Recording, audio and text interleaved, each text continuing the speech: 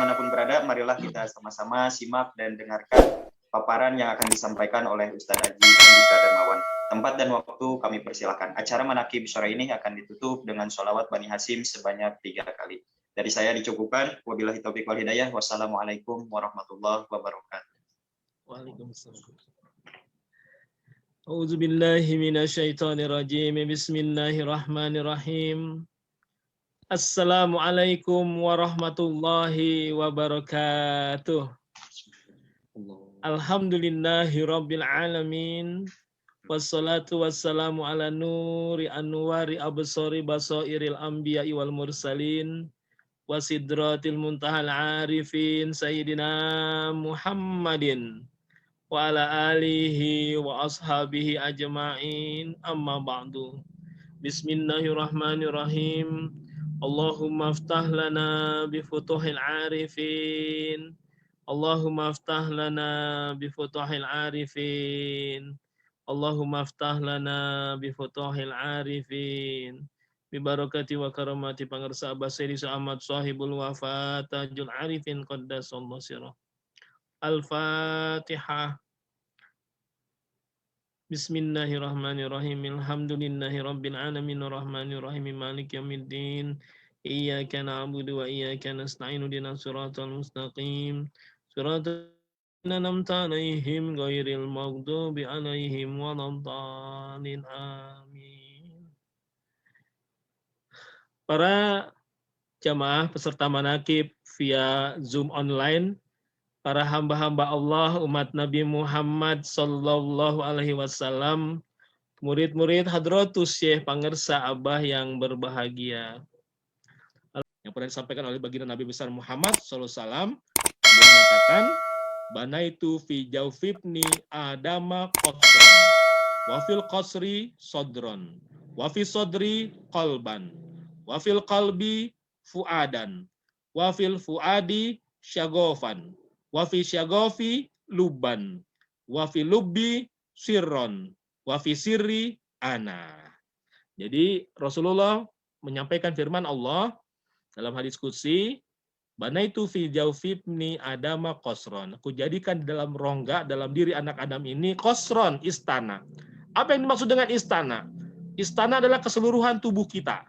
Karena tubuh kita dari ujung rambut sampai ujung kaki ya dikatakan termasuk fi ahsani takwim, sebaik-baiknya bentuk, rupa yang begitu indah. Kan itu diistilahkan dengan istana.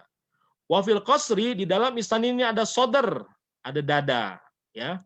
Tentu yang dimaksud dada ya dada, tapi tidak semata-mata dada secara fisik, tapi dada yang juga bermakna ruhaniah, sebagaimana ungkapan doa Robis rohli sodri. Ya Allah, lapangkanlah dadaku. Tentu yang dimaksud bukan berarti dada kita diperlebar wujud fisiknya. Tapi dada dalam pengertian yang ruhani adalah sodar ini kalau dimaknakan juga secara ruhani semakna dengan hati. Hati yang bisa melapang dan menyempit. Makanya kan kalau kita sedang dalam keenakan, kenikmatan, terasa senang, terasa lapang diri kita. Ketika mendapatkan musibah, kesulitan, kok terasa sempit. Nah, itu berarti yang merasakan adalah sodar. Sodar itu adalah hati yang bisa melapang dan menyempit. Lalu wafi sodri kolban. Di dalam sodar ada kolb. Nah, kolb ini juga dimaknai hati. Hati yang berbolak-balik. Ya, hati yang kadang syukur, kadang kufur. Kadang taat, kadang maksiat. Ya. Jadi hati yang kadang yakin, kadang ragu. Ini namanya kolbu, itu adalah hati yang berbolak-balik. Wafil kolbi fuadan. Di dalam kolb, dia di dalam hati ada mata hati, namanya fuad. Di dalam fuad ada syagofan, ya syagof. Syagofnya tempatnya cinta. Jadi kalau di dalam diri kita ada rasa cinta, itu terbitnya di dalam syagof. Lapisan yang lebih dalam dari sekedar kolb. Kolb, fuad, baru syagof. Inilah tempatnya cinta. Wafi syagofi luban. Ya. Di dalam syagof ada lub. Lub itu maknanya adalah inti. Nah, makanya kita suka mengatakan di dalam lubuk hati saya. Nah, itu artinya adalah di dalam hati yang paling dalam. Intinya hati. Hati yang terdalam. Jadi hati lub adalah inti. Wa fi lubi sirron. Di dalam lub ada sir, ada rasa. Ya. Wa fi siri ana. Di dalam sir ada aku. Inilah gambaran bahwa semakin kita melakukan perjalanan ke dalam, ya sampai bahkan ke rasa, maka akan musyahadah, menyaksikan Allah Subhanahu wa ta'ala. Ini yang dimaksud dengan perjalanan internal, perjalanan ke kedalaman diri kita sendiri. Jadi kalau digambarkan lapisannya begini, sodar, kolbu, fuad, syagob, lub, dan sir. Dan wafi siri, di dalam sir ada Allah. Dan ketika kita melakukan perjalanan ini, ya, resonansinya itu seperti kita melintasi lapisan-lapisan alam mulki malakut jabarut lahut. Jadi ketika kita melakukan ya zikir kita, ibadah kita hanya sebatas tubuh fisik saja, ya walaupun mentok di sodar, maka ibadah kita masih mentok di alam mulki. Ini saya samakan warnanya. Kalau ibadahnya sodar sama dengan sodar warnanya coklat, berarti ibadahnya baru di batas alam mulki. Alam mulki itu adalah batasannya adalah bentangan langit pertama. Padahal langit pertama ini bentangannya begitu luasnya, begitu lebarnya. Jadi ketika ibadah kita, ya seperti ketika kita sholat, kita hanya melakukan gerakan sholat, bacaan sholat, tapi belum menghadirkan ingatan kita kepada Allah, belum melibatkan kolbu kita, hanya sebatas ucapan dan gerakan, maka sebenarnya ibadah kita masih mentok di alam mulki. Masih mentok, belum tembus langit pertama. Nah, ketika ibadah kita tembuskan ke dalam kolbu, ya kita hadirkan hati kita untuk ingat kepada Allah, dawam huduril qalbi ma'allah, maka ketika itu ibadah kita resonansinya tembus ke alam malakut. Kolbu warnanya biru, ini alam malakut juga warnanya biru. Maka apa batasan alam malakut? Alam malakut batasannya adalah dari langit pertama sampai langit ketujuh. Jadi kalau ibadah kita ya sudah ada kehadiran hatinya, berarti tembus ke alam malakut. Nah, berapa persen kehadiran hati kita kepada Allah, maka itulah lapisan-lapisannya. Kalau baru sekian persen, mungkin baru di lapisan tembus langit pertama. Semakin besar prosentasenya, tembus ke langit 2. Ketika sudah 100%, maka tembuslah langit ke-7. Ya. Lalu ketika ibadah kita tidak hanya berupa ingatan kepada Allah, tembus ke fuad, ke mata hati. Ya, ini tempatnya ma'rifah.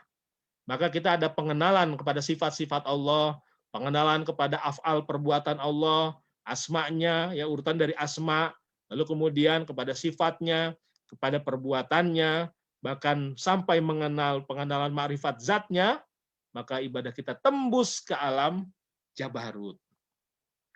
Alam jabarut adalah wilayah yang setara, yang wilayah kursinya Allah, atau sidratul muntaha. Inilah makomnya para malaikat. Lalu ketika ibadah kita hadirkan rasa mahabbah, rasa cinta kepada Allah. Ketika melakukan ibadah kita diliputi dengan rasa mahabbah, rasa cinta. Ibadah tidak lagi merasa sebagai beban yang berat, ya, bukan hanya sebagai kebutuhan. Kita begitu senangnya melakukan ibadah, ya. Kalau biasanya kita sebelum mencapai makom mahabbah ini melakukan ibadah sepertinya masih berat, masih beban, masih ada capeknya, masih ada bosennya, ya. Tapi kalau sudah ibadah tembus ke dalam syagof, berarti dalam zikir kita itu ya kita hadirkan rasa cinta. Maka melakukan ibadah itu memang sudah menjadi seperti hobi, jadi sebuah kesenangan. Nah, maka ini digambarkannya kita tembus ke hijab pertama. Kalau dalam Cirul Asror hanya disebutkan 4 lapis alam, mulki, malakut, jabarut, lahut. Tapi kalau misalnya para hadirin membaca kitab Isra Mi'raj Baginda Nabi, ya karya Sayyid Utsman, dikatakan ketika Nabi sudah sampai di Sidratul Muntaha, lalu Nabi melanjutkan perjalanan, Nabi sampai di hijab pertama. Nah, hijab pertama ini yang setara dengan syagof. Lalu ketika ibadah tembuskan ke dalam lub, lapisan yang lebih dalam daripada syagof. Lub ini tempatnya tauhid. Jadi kita benar-benar mengesahkan Allah, ya. Segala sesuatu itu pada makom ketunggalan. Ya, bagi kita semuanya menjadi satu, semuanya adalah dari Allah, ya. Dari lillah menjadi fillah, semuanya di dalam Allah. Jadi kita melakukan lillah, lalu setelah lillah ini pertama adalah ilallah. Ketika kita seseorang baru tobat itu ingin menuju Allah, perjalanan ilallah. Ketika kita napatilasi dalam berjalannya, dia menjadi lillah karena Allah.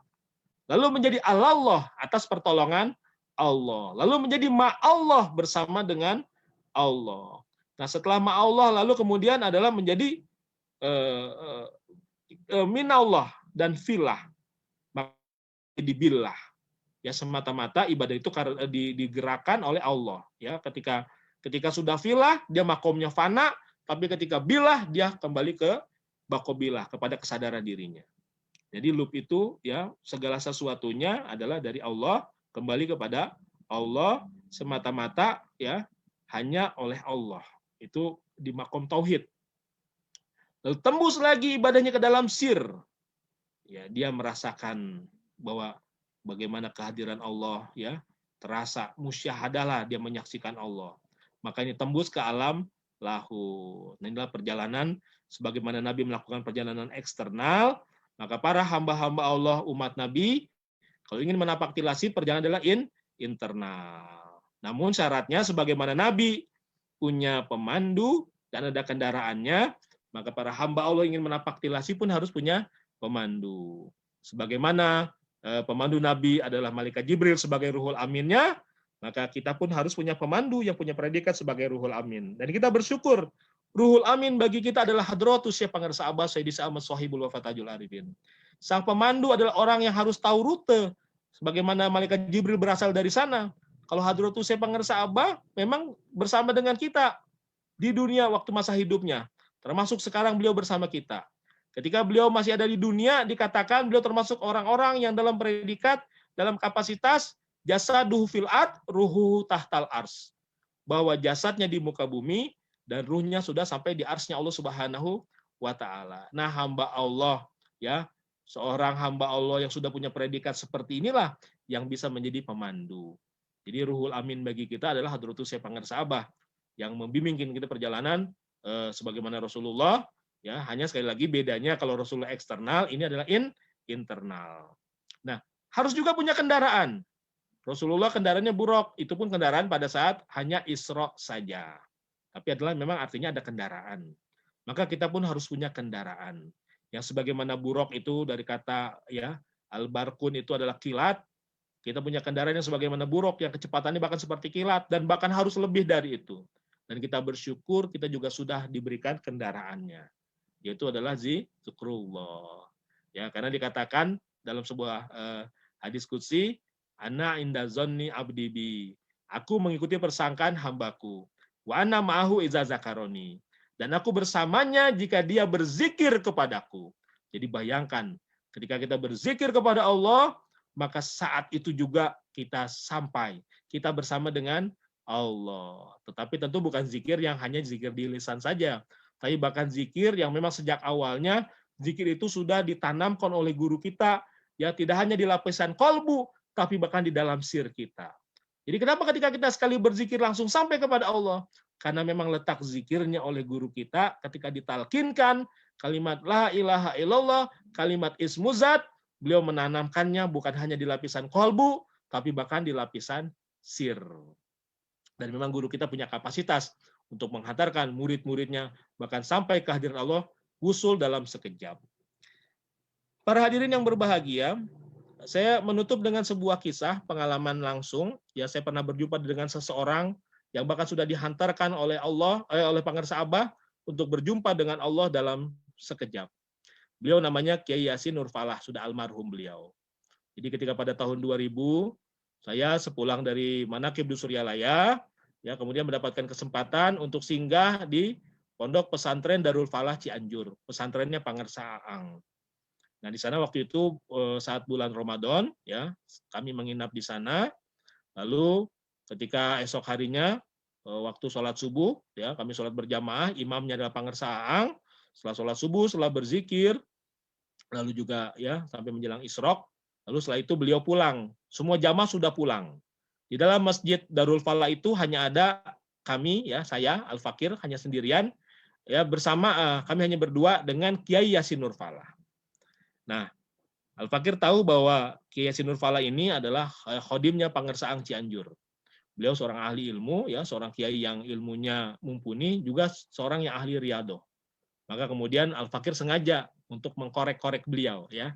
Karena kami kalau bertemu dengan orang-orang murid Pangarsa Abah yang ahli menyelam, sengaja kami suka gali lah segala pengalaman-pengalaman ruhani beliau.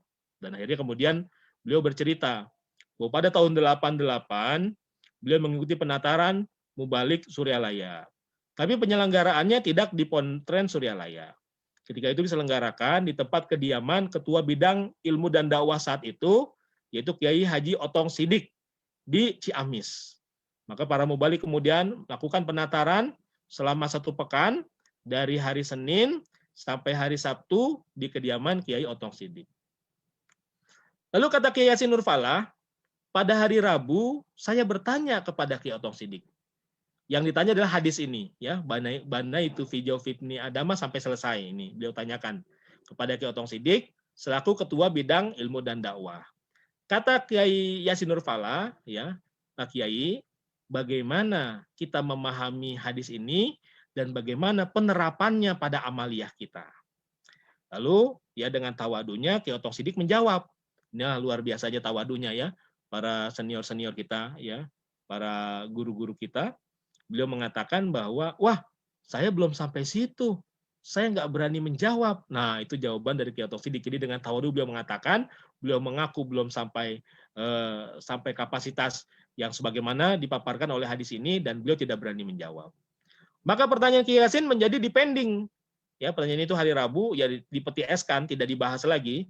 Lalu penataran berlanjut terus, Rabu, Kamis, Jumat, Sabtu, Sabtu penutupan. Setelah penutupan, lalu para mubalik semua diboyonglah dari Ciamis ke Pontren Suryalaya. Karena istilahnya Kiai Yasin, kata beliau, sebagaimana tradisinya setelah penataran mubalik, maka biasanya para mubalik akan dikolapkan latifahnya oleh Pangersa Abah. Jadi beliau bahasanya dikolapkan latifahnya. Saya pahami sebagai akan ditalkin latifah 7 oleh Pangersa Abah. Ya. Lalu ketika para mubalik sudah berkumpul di Madrasah Pangersa Abah, yang menanti Pangersa Abah keluar dari ruang dalam, maka memang tidak lama kemudian pintu madrasah yang bagian dalam terbuka dan keluarlah Pangersa Abah. Namun Pangersa Abah tidak langsung duduk ke tempat kursi beliau. Ya. Beliau langsung melangkah terus mendatangi seseorang yang tidak lain tidak bukan adalah Kiai Yasin Nurfalah. Dan Pangersa Abah langsung berkata di depan Kiai Yasin Nurfalah, "Kosron luar, sodron," sambil menunjuk ke arah dada Kiai Yasin. Kiai Yasin kaget, subhanallah, Abah menjawab pertanyaan saya. Bayangkan, nanyanya hari Rabu di Ciamis, nggak pakai kontek-kontekan, maka Pangersa Abah langsung menjawab pada hari Sabtu sambil menunjuk kosron, menunjuk dada Kiai Yasin. Kata Kiai Yasin, karena beliau, wah Abah menjawab pertanyaan saya, langsunglah beliau tawajuh. Maka Yasin langsung tawajuh. Nah, kata beliau, maka di dalam tawajuhnya ketika Abah mengatakan kosron, saya seperti melintasi alam mulki. Maka pahamlah saya, subhanallah. Berarti Kiai Yasin itu diajak sampai ke pintu langit pertama. Lalu Pangersa Abah mengatakan, terus masuk kolban. Kata Kiai Yasin, ketika Abah mengatakan kolban, saya tembus ke alam malakut. Saya bilang, subhanallah, berarti Kiai Yasin tembus nih, langit pertama sampai langit ke-7. Abah mengatakan lagi, terus masuk fuadan. Maka tembuslah Kiai Yasin ke alam Jabarut. Berarti sampailah di Sidratul Muntaha. Lalu Abah mengatakan, terus masuk luban. Maka dia masuk ke hijab pertama. Abah mengatakan, terus masuk, masuk tadi Sagob dulu. Setelah fuad, Sagob. Itu hijab pertama. Lalu setelah itu Abah mengatakan, terus masuk luban. Maka masuk ke hijab kedua. Dan Abah mengatakan, terus masuk siron. Nah, kalau dalam bagan ini, siron berarti alam lahut.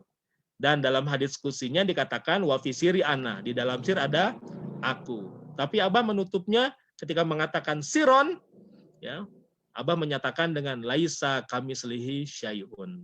Tidak serupa dengan segala sesuatu. Subhanallah. Saya pahamlah ketika Kiai Yasin bercerita itu, berarti beliau musyahadah. Beliau menyaksikan zat yang tidak pernah dilihat oleh matanya, tidak pernah terdengar oleh telinganya, tidak pernah terlintas oleh hatinya, tapi sekarang sedang disaksikannya, dan dia nanar, dia bingung, dia terpesona dengan keindahannya, dia gemetar dengan keagungannya, dengan kedahsyatannya, sesuatu yang tadi yang tidak pernah bisa dibayangkan oleh akalnya, dia bingung, tapi dia terpesona dengan keindahan dan kedahsyatannya. Maka Abah memberikan konfirmasinya. Iya, itu yang kamu saksikan. Seolah-olah begitu ya, yang kamu saksikan. Yang tidak serupa dengan segala sesuatu, yaitu begitu. Jadi artinya saya subhanallah. Abah mengajak muridnya mi'raj dalam sekejap. Dan sesungguhnya Pangersa Abah juga mampu ya memberlakukan itu kepada kita semua. Tapi kalau diberlakukan buat kita semua, apalah artinya perjuangan ya, karena sesungguhnya bahkan yang Allah lihat itu, Allah nilai bukanlah hasilnya tapi prosesnya. Yang Allah nilai adalah prosesnya. Maka ya ini menjadi gambaran motivasi kepada kita bahwa guru kita insya Allah dengan izin Allah bisa menghantarkan muridnya dalam sekejap ya. Cuma sekali lagi tidak beliau berlakukan kepada kita semua agar kita menjalani prosesnya, menjalani mujahadahnya, bersungguh-sungguh mengamalkan, mengamankan dan melestarikan Tekian Suryalaya. Para hadirin yang berbahagia, ini saja kajian pada sore hari ini. Mudah-mudahan ada manfaatnya. Terima kasih atas segala perhatiannya. Mohon maaf atas segala kekurangannya. Wa'alallahi tawakkalna wa ilaihil masir. Wassalamualaikum warahmatullahi wabarakatuh.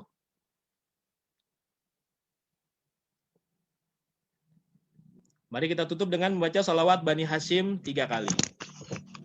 Allahumma sholli ala nabiyil Hashimi Muhammadin wa ala alihi wasallim taslima. Allahumma sholli ala nabiyil hasimi Muhammadin wa ala alihi wasallim taslima. Allahumma sholli ala nabiyil hasimi Muhammadin wa ala alihi wasallim taslima. Allahumma sholli wa sallim wa barik alaihi. Alhamdulillahirabbil alamin. Jazakumullahu khairan katsiran. Terima kasih banyak Ustaz Haji Andika Darmawan. Sangat bermanfaat buat kita semua. Baik, ikhwan akhwat rekah Qadiriah Naqsyabandiyah dimanapun berada, alhamdulillah acara manakib ini telah selesai. Mudah-mudahan kita selalu jaga kesehatan dimanapun berada. Kembali lagi di manakib yang akan datang, Senin, Minggu yang akan datang. Dari saya dicukupkan. Wabillahi taufiq wal hidayah. Wassalamualaikum warahmatullahi wabarakatuh.